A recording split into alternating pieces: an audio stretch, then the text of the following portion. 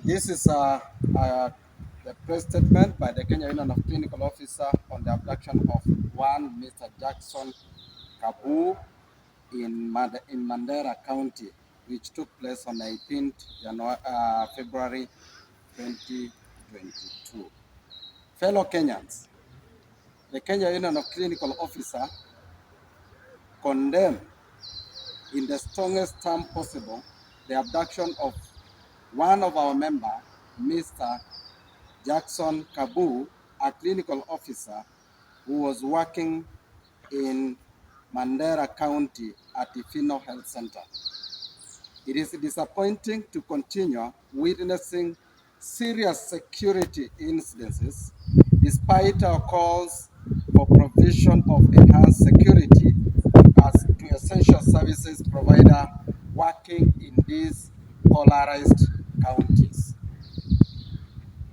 In Article 29 of our Kenyan Constitution, it gives every Kenyan the right to security.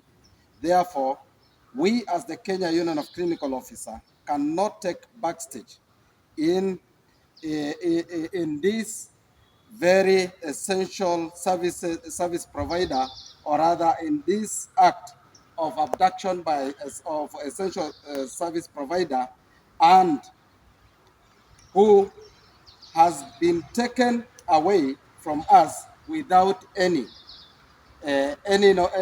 action by the government, and of course, even a statement. It has been our expectation and that of the professional in this country working in this area that the government will ensure 24 hours security to guarantee continuity in service provision, especially in the essential services delivery without any fear.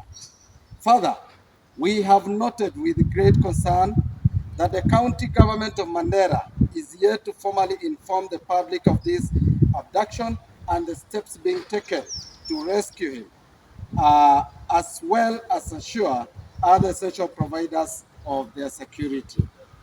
We therefore, as a union, demand as follows: that one, the Kenyan government, through the Ministry of Interior, provide 24-hour security to all essential service provider in the non-polarized counties, especially in Mandera, Lamu, and Wajir.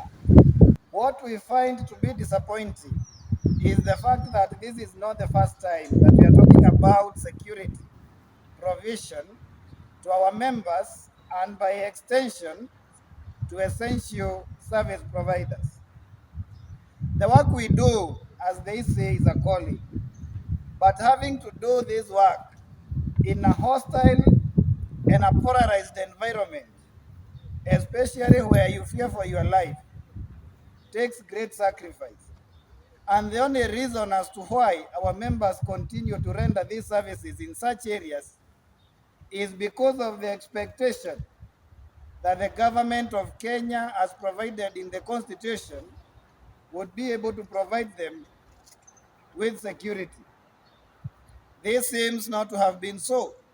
And even more disappointing is that we have not seen any form of communication from the county government of Mandera, where he works, to inform of his whereabouts and even any steps being taken to rescue him or to even assure the others, because there are many others who are still there and rendering services, of their safety. We have received a lot of concerns, fears from clinic officers working in such areas, and not only from there, even from other areas that are considered to be hostile, and they actually fear for their lives.